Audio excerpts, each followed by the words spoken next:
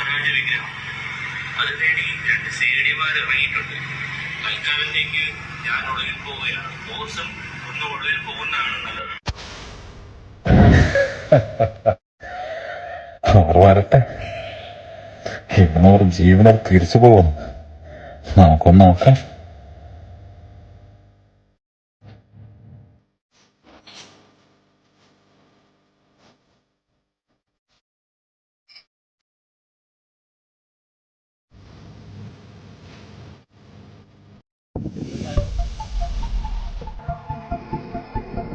ഇവിടുന്ന് ആരംഭിക്കാൻ പോവുകയാണ്.